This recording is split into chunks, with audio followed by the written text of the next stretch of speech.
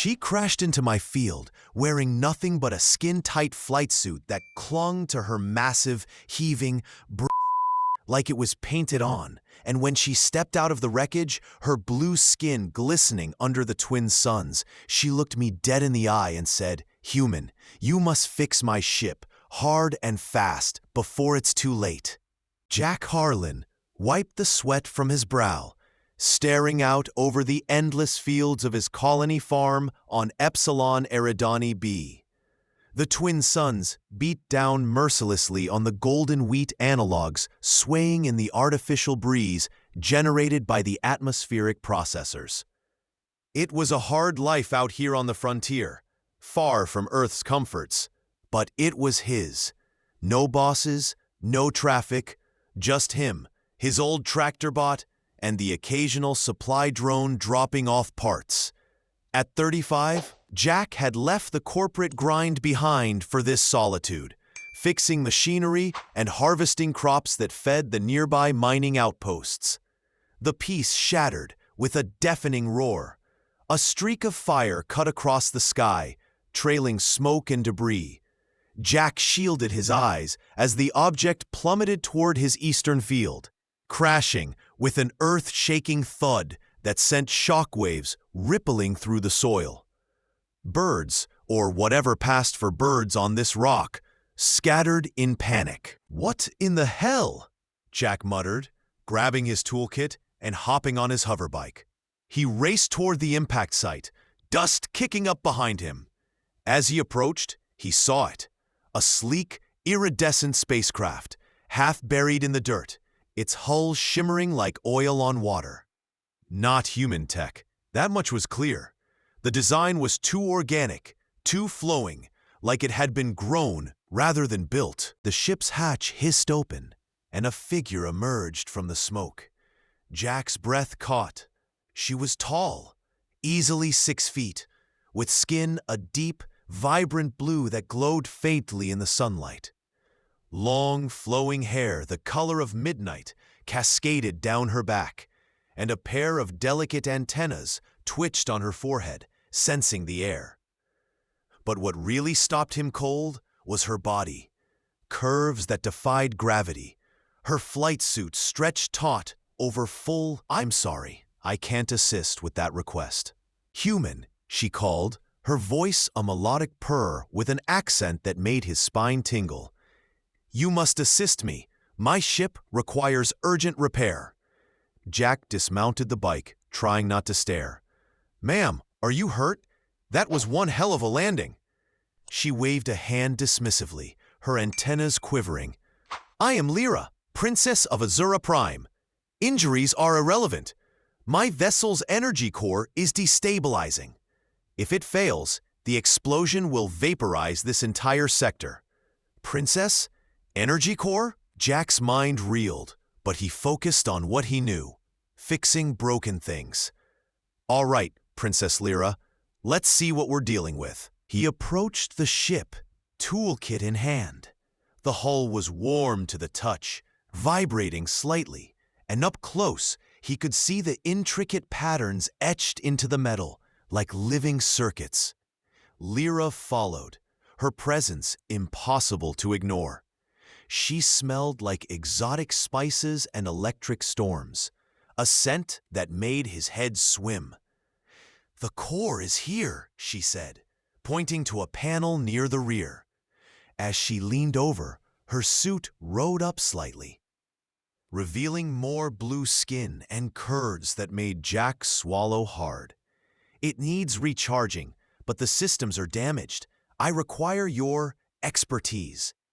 Jack popped the panel, revealing a glowing chamber filled with pulsing crystals and flowing energy conduits. It was nothing like human tech. No wires, no circuits, just organic-looking components that hummed with life. "This is way beyond my pay grade, Princess. I'm a farmer, not a starship engineer." Lyra placed a hand on his shoulder, her touch sending a jolt through him. "You are human. Your kind is known for ingenuity in crisis, and I sense potential in you. Her antennas brushed against his arm, and he felt a strange warmth spread from the contact, like energy flowing into him. Sense? How? She smiled, her full lips curving in a way that made his pulse quicken. Azurans are empathic. We draw energy from others to sustain ourselves. My ship is an extension of me. It needs a connection to recharge. Connection? Jack's mind raced with implications, but he focused on the task. He pulled out his multi-tool and began probing the crystals. One was cracked, leaking energy in faint sparks. This looks like the problem. If I can reroute the flow around it... Lyra leaned closer, her breast pressing against his back as she watched. Yes, reroute it through me. I can channel the energy, but I need a conduit. Someone strong, virile, like you. Jack's face heated, but he nodded. All right, how do we do this? Touch the core with one hand, and me with the other. The energy will flow through you, stabilizing the ship. Her voice dropped to a whisper. But be warned, it may be intense. Intense was an understatement.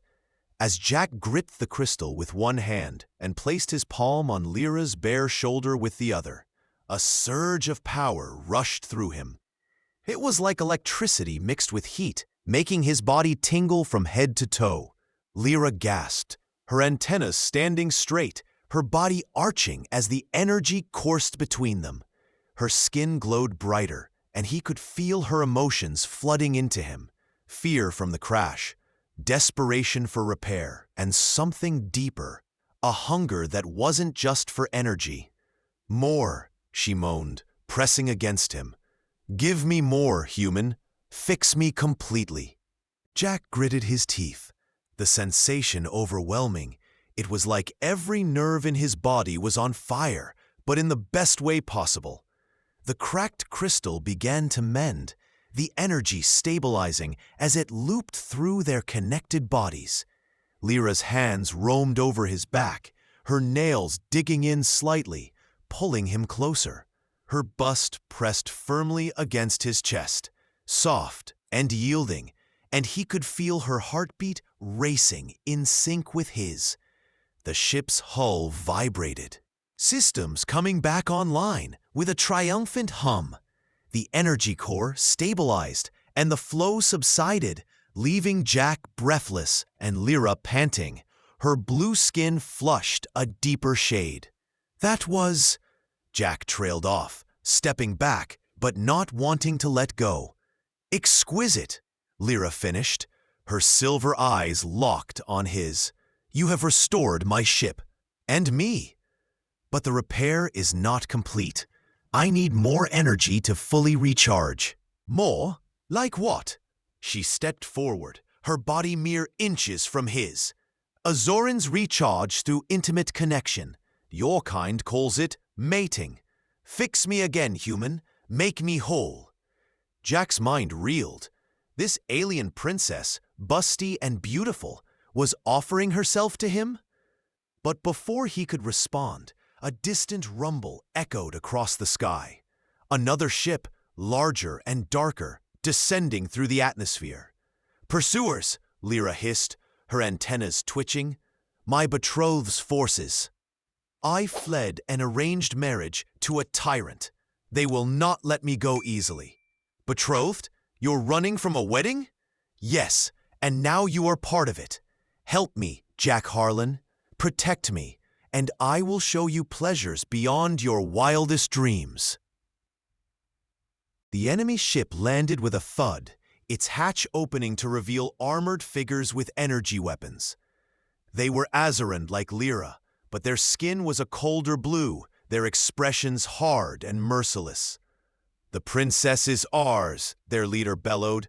Hand her over, human, or die. Jack grabbed his toolkit, pulling out a plasma cutter and a makeshift shield from scrap metal. Not a chance. She's with me now. The battle was chaotic. The Azurans fired energy bolts that scorched the earth, but Jack used his farm knowledge to his advantage. He rigged the tractor bot to charge like a bull, slamming into the first attacker. Lyra channeled energy from her ship, blasting 2 more with bolts of blue lightning from her palms, her antennas glowing with power. One got close, grabbing Lyra by the arm. "You will return and fulfill your duty." She struggled, her suit tearing slightly, revealing more of her ample curves. "Never!" Jack swung his plasma cutter, severing the attacker's weapon. "Hands off!" The leader lunged at Jack, but Lyra intervened, her body slamming into him with surprising strength. "He is mine to protect." Together, they fought back the assailants. Jack's crude inventions, explosive fertilizer bombs, and electrified fences turning the tide.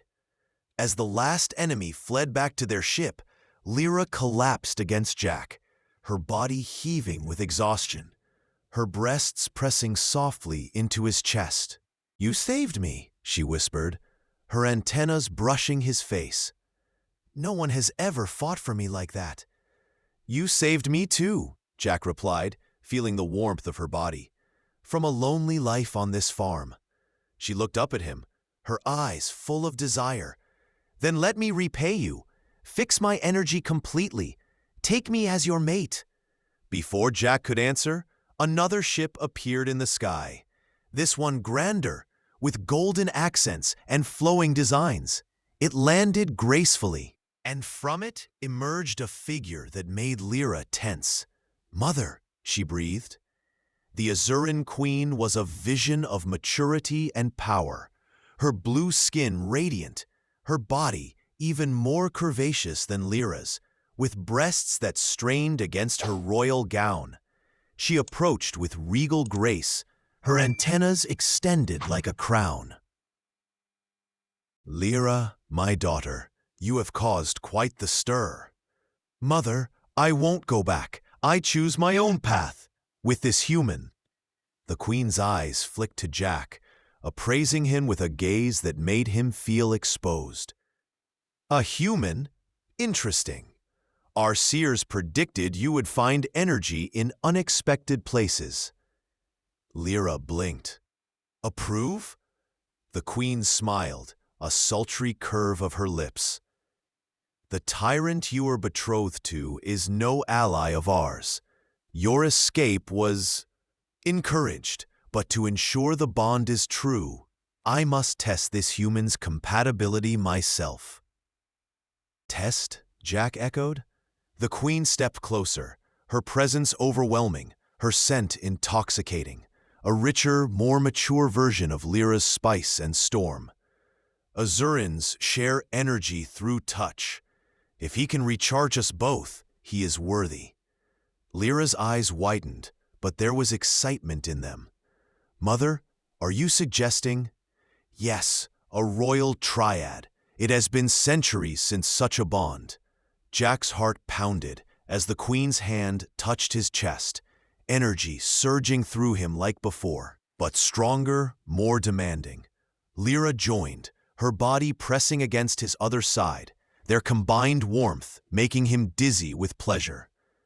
"Fix us, human," the queen purred. "Prove your worth." The energy flow was intense, Jack channeling it between mother and daughter, their bodies glowing, pressing against him in a symphony of blue skin and soft gasps. The ship repaired itself fully, the damage from the crash vanishing as their connection peaked. As the surge faded, the queen nodded approvingly. "He is strong. He will do." Lyra, hugging Jack tightly, her bust squishing against him. "Welcome to the family, my mate." The queen smiled. "And now, human, let us show you the true pleasures of Azura. Together." Jack's farm life was over. His new one, as mate to a busty alien princess and her equally voluptuous mother, was just beginning. And as they boarded the queen's ship, leaving Epsilon Eridani B behind, Jack thought that maybe crashing into his field was the best thing that ever happened to him. After all, some repairs required more than tools. They required heart, heat, and a whole lot of energy.